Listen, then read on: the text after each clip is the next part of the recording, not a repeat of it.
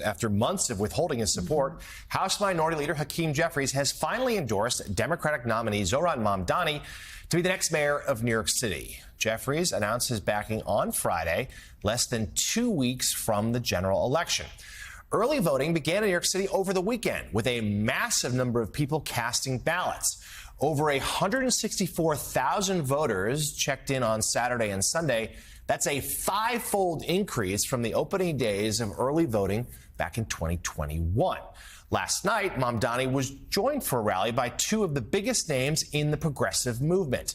Senator Bernie Sanders of Vermont and Congresswoman Alexandria Ocasio-Cortez of New York were both there. The New York Times described the large-scale event as more typical of a national campaign than a local one, with nearly all 13,000 seat full in this stadium in Queens. Lisa, in your latest piece on last night's rally, you write about how Mamdani's victory could be a huge boost for democratic socialism in America. You wrote this: Mr. Sanders, Ms. Ocasio-Cortez, and their Democratic Socialist allies in elected office have crafted legislation, pushed Democratic policy to the left, and periodically driven the national political conversation. But their movement has never captured an executive position with as much power as the mayor of New York City. A decade ago, Mr. Sanders' come-from-behind presidential primary bid pushed Democratic Socialists from the fringes into the political mainstream. In 2018, Ms. Ocasio-Cortez's surprise victory and social media savvy expanded their power, growing their clout on Capitol Hill and in state governments across the country. Now, should he win, Mr. Mamdani will face the biggest opportunity to put their policies into practice. So the election is a week from Tuesday. It's not over, but certainly Mamdani holds a pretty healthy lead in the polls over both Republican Curtis Sliwa and Independent Andrew Cuomo.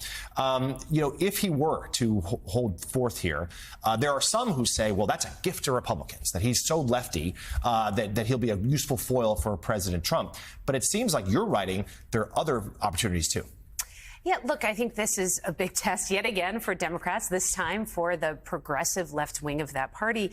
The thing is, being mayor is really hard. It's a very, you covered New York State politics, you know it, right? It's a very hard job. First of all, because what voters really expect you to do is the basics, right? They don't want to clean up the trash, make sure the schools are good, bring down crime, and of course in New York City, deal with the rats. That's a big issue for all of us here all the time. Undeniable. Yeah, literal rats. Literal rats. Yes. Big rats. I saw one at the school bus drop-off this morning. Yeah. But on top of that, Mr. Mamdani has really made center to his campaign these very bold promises, these ideological promises of free and fast buses, of, free daycare. And those have become really synonymous with his campaign. So voters are expecting for him to deliver on these things and run the city well.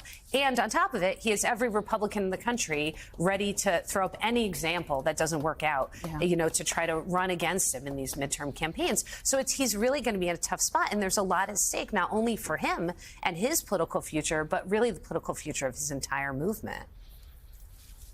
Yeah, though, it is important to remember, as Republicans freak out about how he's a communist, he's a socialist, he's this, he's that, he's the other. It's important to remember what Republicans, and you can look at the quotes, and I say this as a conservative, what Republicans were saying about Medicare and Medicaid as it was being debated in 64 and 65. Those were supposed to be socialist programs. Those are supposed to be communist programs. Now, see how many people in the MAGA base want their Medicare taken away so Lady Liberty can fly her flag freely. Catherine, and I say this again as a conservative, it seems to me short-sighted that Democratic leaders have not done for Mamdani what Hakeem Jeffries did yesterday.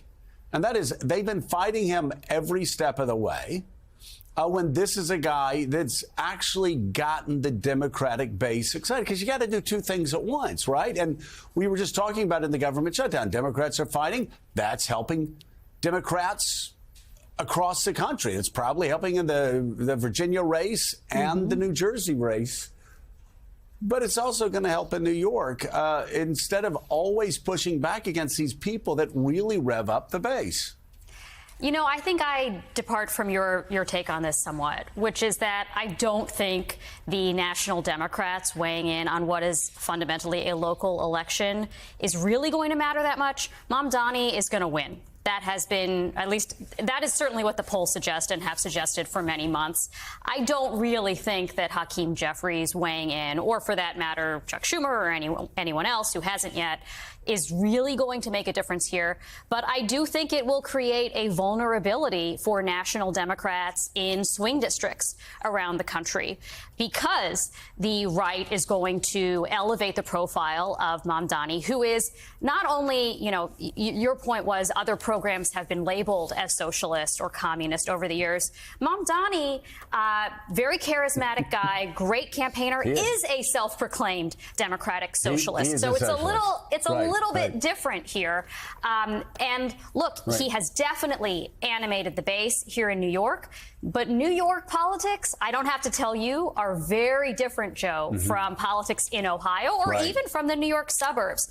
So to me, I feel like this whole endorsement discourse has been a little bit blown out of proportion.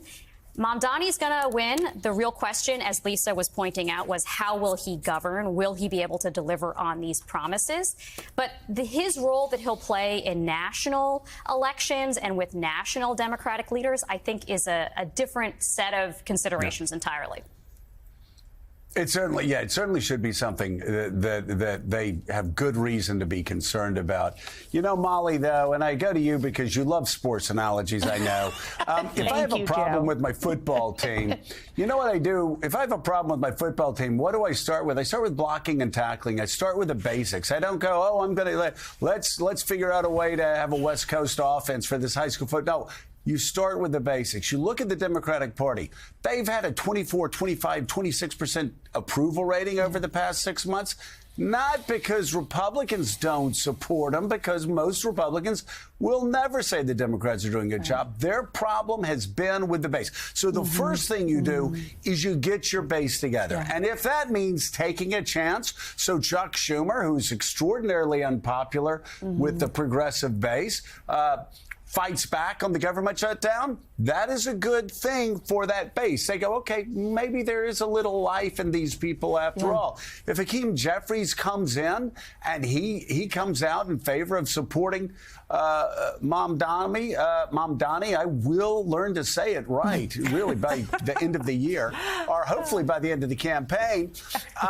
But if he comes out and does that, that's another reason for the base to say, okay, the Democrats can do more than just lose elections and look stupid on Capitol Hill. Like, they've got to get the base together. They've got to get the blocking and tackling right. And I certainly understand Catherine's point, but I see what happened last night, and I see this government shutdown of them looking to their base and saying, okay, let's start with the basics and at least get our base on board. Yeah, I think you're absolutely right. I think that there has been, and we saw in the 24 cycle, there was a base problem. I mean, among other things. And these are popular proposals. So why can't you get populist energy? And that is a real question. And so I agree with woke Joe Scarborough, who believes that the Democratic base must turn out. Thank you so much. Yes, and anytime. But it's true, and these are popular proposals. Now, again, whether you can implement them, this is a larger question, but they are popular proposals. Populism is wildly popular, and also everyone is polling badly. And when you talk to the electorate, when you talk to people on the ground, they are furious. They are furious at the left. They are furious. They're more furious at Trump, but they're still furious at Democrats. And they have a kind of bubbling populism that you're seeing turnout. And again, with the 24 cycle, the question was, is this breaking through? Is this breaking through? Is this breaking through? And obviously it was not. And here we're seeing breakthrough. Yeah, I mean, listen, I like Mark Warner as much as the next guy.